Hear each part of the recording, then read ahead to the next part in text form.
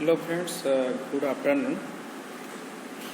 Long time પછી જે DBMS જે સબ્જેક્ટ છે તમારો એનું થર્ડ લેક્ચર મેં પ્રેઝન્ટ કરી રહ્યો છું આમાં।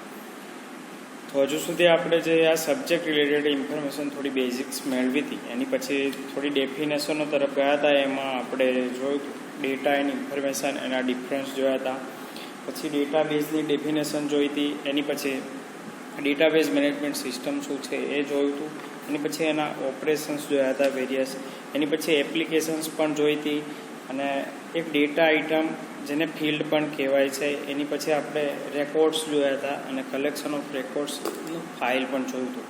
એ રીતે ત્રણેક થિયરીઓ પૂરી કરી હતી આપણે મેઇન અને આગળ થોડા જઈ રહ્યા છે। એક પેપર બેઝ સિસ્ટમ આવે છે, હજુ સુધી આપણે જે લિસ્ટ ઓફ કન્ટેન્ટ છે એમાં થોડું જોઈએ છે। તો જે ટીચિંગ પૂરું થયું છે એની વાત કરીએ તો હજુ સુધી ડીબીએમએસનો ઓવરવ્યૂ પૂરું કરી દીધેલ છે આપણે। ધેન ફિલ્ડ રેકોર્ડ એન્ડ ફાઇલની પણ મેં વાત કરી દીધી છે પ્રીવિયસ લેક્ચરોમાં। એની પછી ડેટા સ્ટોરેજની વાત કરીએ છીએ। નેક્સ્ટ જે આપણી થિયરી છે આઈએમપી છે થોડી ફાઇલ બેઝથી સ્ટાર્ટ થાય છે। તમે એવી આશા રાખું છું કે દરેકે બુક્સ વસાવી લીધી હશે માર્કેટમાંથી। જો નહીં લીધી હોય તો પરચેસ કરી લેજો વહેલી તકે, કે જેથી તમારી સ્ટડી સ્કીપ નહીં થઈ જાય આ લોકડાઉનની જે કોવિડ-19ની પરિસ્થિતિ છે એમાં। ઓકે, વાત કરીએ છીએ paper base and file base. એમાં બુક્સમાં જોશો તો પેપર બેઝ જે ડેટા સ્ટોરેજ સિસ્ટમ છે ત્યાં બે સ્ટાર છે, મીન્સ કે જે જીટીયુમાં સિલેબસ તરીકે કન્સિડર નથી કરેલું એ ખાલી ઇન્ફોર્મેશન માટે છે। આપણી માટે જે થિયરી છે તૈયાર કરવા માટેની એ છે file base system. Okay, then મેં સ્ટાર્ટ કરું છું। પેપર બેઝ સિસ્ટમ છે તો ઓવરવ્યૂ મેળવી લઈએ છીએ આપણે કે પેપર બેઝ સિસ્ટમ છે શું ડેટા સ્ટોરેજની। ડેટા બેઝ છે મીન્સ કે જે ઇન્ટર રિલેટેડ ડેટા છે એનું કલેક્શન છે, તો એને પેપરમાં સ્ટોર કરવાની જે સ્કીમ ચાલતી હતી ભૂતકાળમાં, જે આપણા બાપ દાદા છે એ વખતે જે સિસ્ટમો ચાલતી હતી કે ડેટા કઈ રીતે સ્ટોર કરવા, તો એની માટેની પેપર બેઝ સિસ્ટમ છે simply before the invention of computer based database system database were stored on paper. Means કે જ્યારે કોમ્પ્યુટરની શોધખોળ નહોતી થઈ એ વખતે જે ડેટા છે માહિતી છે એ શેમાં સ્ટોર કરતા હતા? પેપર બેઝ સિસ્ટમમાં સ્ટોર કરતા। પેપર એટલે કાગળ, એ તમે જાણો છો, તો કાગળોમાં સ્ટોર કરતા હતા। પછી છે એનું એક્ઝામ્પલ મેં લખેલું છે નેક્સ્ટ લાઇનમાં, ચોપડા પૂજન છે જે દિવાળી વખતે તમારા પેરેન્ટ્સને કદાચ જોયા હશે તમે, લાલ કલરના કવરવાળા આવે છે। રજિસ્ટર છે કોઈ પણ અમને પણ અમુક જગ્યાએ મેન્ટેન કરે છે કે કોઈ ચોપડા છે એમાં કોલમ્સ પાડી દે છે, પછી અંદર નામ છે, એડ્રેસ છે, એના મોબાઈલ નંબર છે, એ બધી માહિતી સ્ટોર કરે છે। એ દરેકે શું કહેવાય? પેપર બેઝ સિસ્ટમ કહેવાય। કોઈ ખાતા વહીઓ લખે છે, કોઈ મંડળીઓ છે, કાં તો નાની નાની દુકાનો છે ત્યાં જે ખાતા વહીઓ મેન્ટેન થાય છે એ બધી paper base data storage system કહેવાય છે। ઓકે, એના એડવાન્ટેજીસની વાત કરી લઈએ કે કેમ આ ઉપયોગી હતી એ વખતે। તો વેરી સિમ્પલ ટુ યુઝ હતું, એનો ઉપયોગ કરવો સરળ હતો કોઈ એટલે નેક્સ્ટ છે don't require any computer skill, means કે કોઈ કોમ્પ્યુટર સ્કિલ વગર તમે સરળ રીતે યુઝ કરી શકતા હતા એ વખતે, કે કોમ્પ્યુટરનું નોલેજની જરૂર નથી, ખાલી તમે લખતા વાંચતા આવડતું હોય, લખતા આવડે તો તમે મેન્ટેન કરી શકો એ। દેન નેક્સ્ટ છે don't require any investment for preparing program. જો કોમ્પ્યુટર સિસ્ટમ હશે તો એમાં કોઈ પ્રોગ્રામ ઇન્સ્ટોલ કરવો પડશે, જેની માટે તમારે ઇન્વેસ્ટમેન્ટ થોડું કરવું પડશે। આમ તો કોમ્પ્યુટરનું જ ઇન્વેસ્ટમેન્ટ કરવું પડશે 20,000 થી 25,000। ઓકે, તો એ અહીંયા જરૂરી હોતું નહીં પેપર બેઝ સિસ્ટમમાં। ધેન છે very useful when database size is a smaller. તો ડેટાબેઝની સાઇઝ સ્મોલ હોય, માનો તમારે 20-25 ખાતા મેન્ટેન કરવા છે તો એ વખતે આખું ડેટાબેઝ સોફ્ટવેર પરચેસ કરવાની કોઈ જરૂર નથી તમારે। ઓકે, તો ડેટાબેઝ સ્મોલ હોય ત્યારે સરળ છે, plus storage database don't change, means કે ચેન્જ કરવાની બહુ ઓછી વાર જરૂર પડે છે, વારે ઘડી ચેન્જીસ નહીં કરવા પડતા, એકવાર તમે નામ લખી દો, ધ્યાન મેન્ટેન કરતા રહો, એ રીતે છે। તો અહીંયા 4 એડવાન્ટેજીસ છે પેપર બેઝ સિસ્ટમના, કે જ્યારે કોમ્પ્યુટરની સિસ્ટમ નહોતી ઇન્ટ્રોડ્યુસ થઈ ત્યારે પેપર બેઝ સિસ્ટમ યુઝ થતી હતી, જેમ કે ચોપડા પૂજન એના એક્ઝામ્પલ છે, રજિસ્ટર છે। 4 એડવાન્ટેજ મેં વાત કરી લીધી કે સરળ હતું, પ્લસ કોઈ કોમ્પ્યુટર સ્કિલની જરૂર નહોતી, કોઈ ઇન્વેસ્ટમેન્ટની જરૂર નહોતી, પ્લસ ડેટાબેઝ સ્મોલ હોય અને ચેન્જ વારા ઘડીએ નહીં જરૂર પડતી હોય, તો એ વખતે તમારી માટે પેપર બેઝ જે સિસ્ટમ છે એ બેસ્ટ ગણાય છે। ઓકે, નેક્સ્ટ જોઈએ છે એના ડિસએડવાન્ટેજ પણ છે થોડા ઘણા. જે આપણી નેક્સ્ટ જે થિયરી છે, મેં ઉપર લખેલું છે, તમે જોતા હશો ડબલ સ્ટાર લખેલા છે, મીન્સ કે જીટીયુના સિલેબસમાં નથી. પણ આના જે ડિસએડવાન્ટેજ છે પેપર બેઝના, એ જ computerise base data storage system જે છે એના એડવાન્ટેજીસ છે. એટલે આપણે એને પહેલાં સ્ટડી કરવા પડશે કે કયા કયા ડિસએડવાન્ટેજ છે, એની ઉપર કયો આપણને એડવાન્ટેજીસ મળે છે કોમ્પ્યુટર બેઝ સિસ્ટમમાં. ઓકે, એટલે મેં થોડી ડિસ્કસ કરું છું. તો ડિસએડવાન્ટેજ છે એમાં મેં એક શોર્ટ ફોર્મ લખ્યું છે, BCDERS છે. તમે કોઈ પણ રીતે યાદ રાખી શકો. આ 3 માર્ક્સના ક્વેશ્ચનમાં કામ લાગશે, એટલે થોડું ધ્યાનથી. BCDE મીન્સ કે ABCD છે, BCDE, અને RS મીન્સ કે રૂપિયા તમે કહી શકો. ઓકે, તો એ રીતે યાદ રાખજો. અને એમાં પહેલો B ફોર બેકઅપની વાત આવી જાય છે. પેપર બેઝ સિસ્ટમના ગેરફાયદા હું જણાવી રહ્યો છું તમને હાલમાં. ઓકે, તો બેકઅપ છે. તો it is not possible to take a faster and automatic backup in 100 to 1000 pages. કે માનો કે કોઈ ચોપડો છે, રજિસ્ટર છે, 100 પાના, 1000 પાના, 500 પાનાના છે.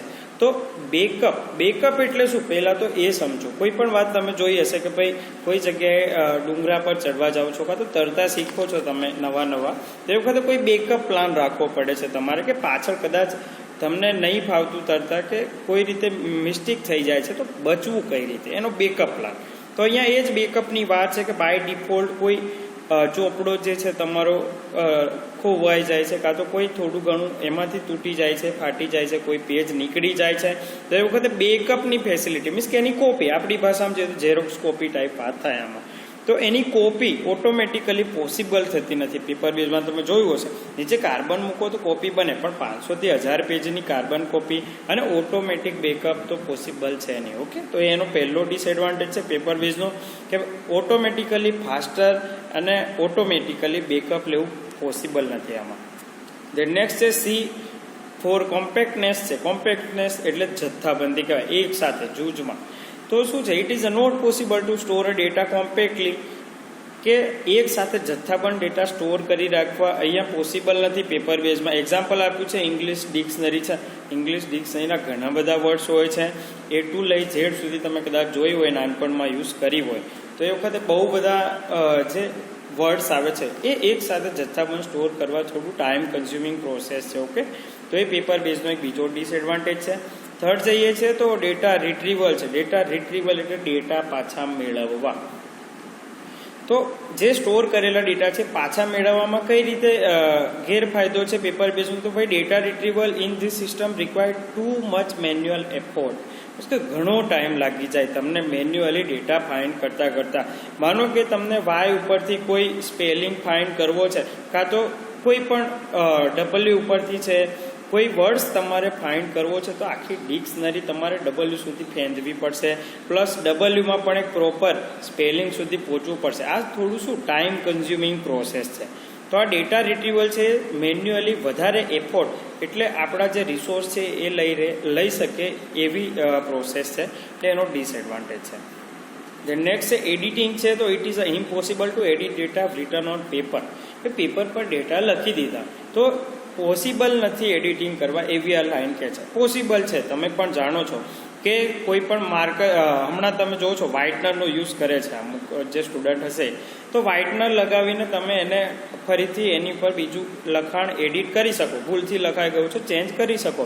પણ ભાઈ બહુ બધું ડેટા એડિટ કરવાનો હોય, કે 5 જગ્યાએ કે 50 જગ્યાએ એડ્રેસ ચેન્જ કરવાના હોય કોઈ, તો એ વખતે એડિટિંગ કરવું પેપર બેઝમાં પોસિબલ નહીં. અને પ્રોબ્લેમ્સ પણ આવે, દર વખતે સેમ એડિટિંગ નહીં પણ થાય, કોઈક જગ્યાએ સ્પેલિંગ મિસ્ટેક પણ થઈ જાય. ઓકે, તો એડિટિંગનો થોડું પ્રોબ્લેમ્સ આવે છે પેપર બેઝ સિસ્ટમમાં. નેક્સ્ટ છે R ફોર રિમોટ એક્સેસ છે. અહીંયા BCDE પૂરું થઈને રિમોટ એક્સેસ આવે છે. રિમોટ એક્સેસ એટલે રિમોટ એટલે વાત તમે ટીવીનું રિમોટનો જ વર્ડ્સ યાદ આવી જાય કે ભાઈ રિમોટ એટલે ટીવીનું રિમોટ. તો એ શું છે, તો ભાઈ ટીવી દૂર છે અને તમારી જોડે રિમોટ છે, વચ્ચે 5 થી 10 ફૂટની જે જગ્યા છે, ડિસ્ટન્સ છે, ત્યાંથી તમે ટીવીને મેન્ટેન કાં તો કંટ્રોલ કરી શકો છો. તો એ રિમોટથી એક્સેસ થઈ ટીવી એવું કહેવાય અહીંયા. તો it is not possible to access data stored on paper remotely. સાચી વાત છે. માનો કે તમારું હજુ સુધીના કોઈ વાર તમે હોમવર્ક મંગાવ્યું હોય કોઈ ફેકલ્ટીએ અને બહાનું નીકળો છો કે ભાઈ ઘરે મારો ચોપડો રહી ગયો છે, તો શું ફેકલ્ટી શું કરવાની? કોઈ પોસિબિલિટી નહીં કે અહીંયા રહી અને તમારા ઘરનો ચોપડો એક્સેસ કરી શકે, મીન્સ કે જોઈ શકે. તો એ શું થઈ ગયું, રિમોટ એક્સેસ પોસિબલ નથી. કોઈ એક જગ્યાએ પેપરમાં ડેટા સ્ટોર લખેલા છે અને બીજી જગ્યાએ જઈને તમારે ડેટાની જરૂર પડે છે તો એ મેળવી શકતા નથી, એ પોસિબલ નથી. નેક્સ્ટ છે ડિસએડવાન્ટેજ તમારો એસ ફોર શેરિંગની વાત. શેરિંગ એટલે વહેંચવું, એવું થાય, એકથી વધારે જગ્યાએ વહેંચવું. તો sharing data among multiple user. Sharing data એટલે ડેટા વહેંચવાના, અમોંગ એટલે વચ્ચે, મલ્ટિપલ યુઝર એકથી વધારે માણસો, યુઝર્સ વચ્ચે એટ એ સેમ ટાઈમ, એક જ સમયે, is a not possible in this system. કે ભાઈ એક પેપરમાં ડેટા લખેલા છે, 5 જગ્યાએ એને શેર કરવા છે એક સાથે, એક જ ટાઈમે, તો પોસિબલ થતું નથી. જ્યારે કોમ્પ્યુટર બેઝમાં આપણે નેક્સ્ટ જોશું કે ભાઈ ઓનલાઈનમાં પોસિબલ છે, ડેટા એક જ જગ્યાએ હોય અને 4 જગ્યાએ સેમ ટાઈમે એને શેર કરી શકો તમે. જેમ કે ન્યૂઝપેપરના એક્ઝામ્પલો આપણે પાછળ જોશું. ઓનલાઈન ન્યૂઝપેપર છે તો એક જ ન્યૂઝપેપર ઘણા માણસો એક ટાઈમે વાંચતા હશે ઓનલાઈન. જ્યારે પેપર બેઝમાં કોઈ દુકાને છાપું પડેલું છે અને 4 જણા ઘરમાં બેઠા બેઠા અલગ જગ્યાએથી એક ટાઈમે વાંચી શકશે નહીં, એ તમે પણ જાણો છો. ઓકે, તો ડિસએડવાન્ટેજ થયા પેપર બેઝ સિસ્ટમના ડેટા સ્ટોર થાય છે, નો ડાઉટ બહુ બેસ્ટ સિસ્ટમ હતી. ઓછો ડેટાબેઝ હતો, સરળ રીતે થઈ જતું હતું, કોઈ ઇન્વેસ્ટમેન્ટ નહોતું, કોમ્પ્યુટરની સ્કિલની જરૂર નહોતી. પણ એની સાથે એટલા ગેરફાયદા પણ હતા કે બેકઅપ પોસિબલ નથી થતું, જથ્થાબંધ ડેટા એકસાથે સ્ટોર નથી કરી શકાતા, થાય છે તો ડેટા રિટ્રીવમાં ટાઈમ લાગી જાય છે, એડિટ કરવા થોડા અઘરા છે, રિમોટ એક્સેસ પોસિબલ નથી, શેરિંગ પણ પોસિબલ નથી. ઓકે, તો એના ડિસએડવાન્ટેજ છે, ખાલી યાદ રાખી લેજો આ વર્ડ્સ BCDERS વાળો. તે નેક્સ્ટ જોઈએ છે આપણે આની પછીની જે સિસ્ટમ છે data storage file base system, જે આપણે સિલેબસમાં છે, અહીંયાથી તમારે તૈયાર કરવાની છે. તો what is the file base system? પહેલું આપણે પેપર બેઝમાં જોયું કે શું હતું, તો ભાઈ પેપર ઉપર ડેટા સ્ટોર થતા હતા. What is the file base system? તો ભાઈ ફાઇલ બેઝ સિસ્ટમમાં કઈ રીતે ડેટા સ્ટોર થાય છે, આ સિસ્ટમ છે શું, એ સમજવાની વાત છે. તો જોઈએ છે નેક્સ્ટ સેન્ટેન્સ એવું કહે છે કે due to many disadvantages of paper base system it is replaced by computerise filing system. Means કે શું કે આપણે પેપર બેઝ સિસ્ટમના આગળ ડિસએડવાન્ટેજીસ જોયા છે, 6 જેવા છે. તો એના ડિસએડવાન્ટેજના કારણે નવી એને રિપ્લેસ કરીને એની જગ્યાએ કોમ્પ્યુટરાઇઝ ફાઇલિંગ સિસ્ટમ ઇન્ટ્રોડ્યુસ થઈ. જ્યારે કોમ્પ્યુટરની શોધખોળ થઈ, એના સોફ્ટવેર્સ બન્યા, નવા નવા એપ્લિકેશન સોફ્ટવેર બન્યા, ત્યાર પછીની વાત છે. ઓકે, ત્યાર પછી પેપર બેઝની જગ્યાએ ડેટા કોમ્પ્યુટરમાં સ્ટોર થવાના સ્ટાર્ટ કર્યા માણસોએ.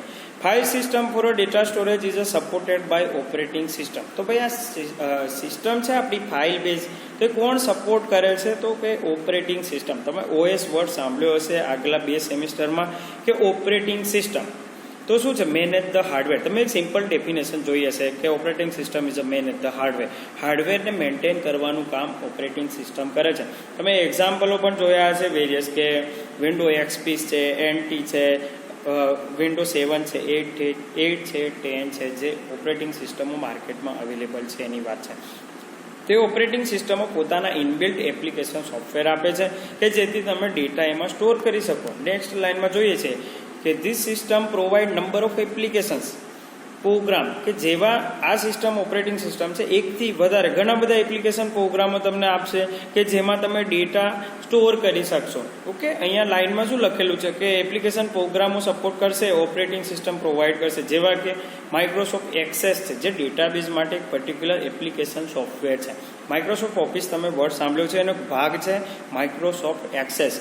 એનો જ બીજો ભાગ તમે જોયો હશે માઇક્રોસોફ્ટ વર્ડ, જેમાં લેટરો ટાઈપ થાય છે અને સ્ટોર થાય છે. એની પછી એક્સેલ જોયું હશે કે જેમાં રો એન્ડ કોલમ્સ આવે છે અને એમાં તમે ડેટા સ્ટોર કરો છો. ઘણા બધા જે એકાઉન્ટ રિલેટેડ ઓપરેશન્સ છે અહીંયા એક્સેલમાં થાય છે. પછી પાવર પોઈન્ટ જોયું છે તમે, PP લખેલું છે મેં, તો એમાં સ્લાઇડો બનાવો છો અને ડેટા સ્ટોર થઈ શકે છે. તો આ બધી એપ્લિકેશનો શેની માટે યુઝ થાય છે, તો perform various DB operations. DB operations એટલે કયા, તો આપણે પહેલા જ લેક્ચરમાં વાત કરી હતી કયા કયા DB ઓપરેશન્સ છે. તો અહીંયા C લખેલું છે, પછી S છે, મીન્સ કે ઇન્સર્ટ, અપડેટ, ડિલીટ છે, પછી સિલેક્ટ છે, ડિસ્ટ્રોય છે, એ તમારા DB ઓપરેશન્સ થઈ ગયા. તો ઇન્સર્ટ, અપડેટ, ડિલીટ, સિલેક્ટ છે, અપડેટ છે, એ બધા ડેટાબેઝના ઓપરેશન્સ છે જે આપણે પહેલા લેક્ચરમાં જોયા છે. ફરીથી એકવાર એ સ્લાઇડ જોઈ લેજો. ઓકે, તો એ બધા ઓપરેશન્સ કોણ સપોર્ટ કરે છે? આ વેરિયસ એપ્લિકેશન પ્રોગ્રામ કે જે તમને ડેટા સ્ટોર પણ કરવા દેશે અને એમાં વેરિયસ ઓપરેશન્સ ડિલીટ પણ થઈ જશે, એડિટ પણ થશે. ઓકે, એની પછી જોઈએ છે નેક્સ્ટ લાઈન શું કહે છે, તો this application program developed by application programmer. આ કોણ બનાવે છે? તો ભાઈ એપ્લિકેશન પ્રોગ્રામર એટલે કે સોફ્ટવેર એન્જિનિયર, જે ફિલ્ડમાં તમે અહીંયા સ્ટડી કરવા આવો છો કોમ્પ્યુટર એન્જિનિયરિંગમાં. તો કોમ્પ્યુટર એન્જિનિયરો જે છે એ આ પ્રોગ્રામોને બનાવે છે, સોફ્ટવેરોને બનાવે છે કે ડિફરન્ટ લેંગ્વેજનો યુઝ કરીને, જેવી કે સી તમે ભણી ચૂક્યા છો ફર્સ્ટ સેકન્ડ સેમમાં, C++ છે, હવે આવશે તમારું થર્ડ સેમમાં એક સબ્જેક્ટ પણ છે, પછી C# આવશે, જાવા છે, પાયથન છે, ઘણી જ લેંગ્વેજો છે પ્રોગ્રામિંગ જેનો યુઝ કરી અને સોફ્ટવેર એન્જિનિયરો છે એ આ એપ્લિકેશન પ્રોગ્રામ્સ બનાવી આપશે અને પીસીમાં ઇન્સ્ટોલ હોય છે કે જેથી તમે ડેટાને સ્ટોર કરી શકો અને એને મેન્ટેન કરી શકો. તો આ પેપર બેઝથી થોડી એડવાન્સ ટેકનોલોજી યુઝ કરીને આપણે ડેટા સ્ટોર કરી શકીએ. Computerise file base system. Okay, એના એડવાન્ટેજની વાત કરી લઈએ છીએ જોડે જોડે.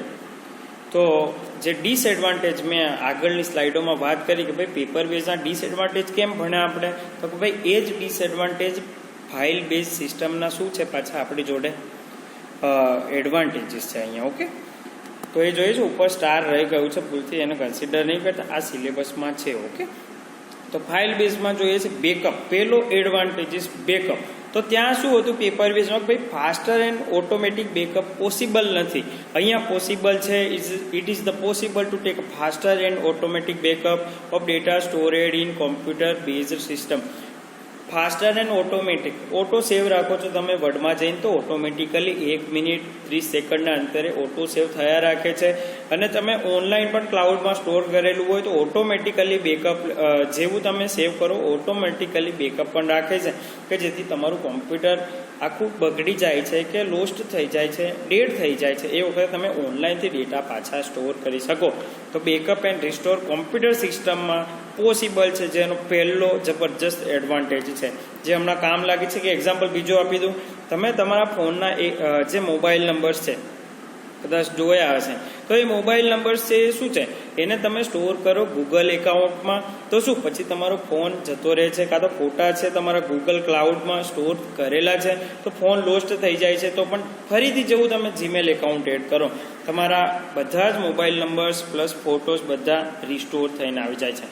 આ કોમ્પ્યુટરાઇઝ બેઝ ફાઇલ સ્ટોરેજનું બેઝ ડેટા સ્ટોરેજનું એડવાન્ટેજ છે. ઓકે, ધેન જોઈએ છે નેક્સ્ટ કોમ્પેક્ટનેસ છે and data retrieval. See for compactness. ત્યાં એક ડિક્શનરીની વાત કરી દીધી હતી ઇંગ્લિશમાં કે ભાઈ એટલા બધા ડેટા સ્ટોર કરવા પોસિબલ નહીં થતા એક સાથે, તો અહીંયા પોસિબલ છે સ્ટોર ડેટા કોમ્પેક્ટલી, જથ્થાબંધી. જેમ કે ઇંગ્લિશ ડિક્શનરી છે only few KBs of memory required. તમે ફોનમાં ટ્રાય કરી જો, કોઈ ઇંગ્લિશ ડિક્શનરી ડાઉનલોડ કરો ખાલી 5-10 KB કાં તો 1-2-5 MBમાં તો એ આખી ડિક્શનરી સ્ટોર કરીને લઈ આવશે તમારી માટે.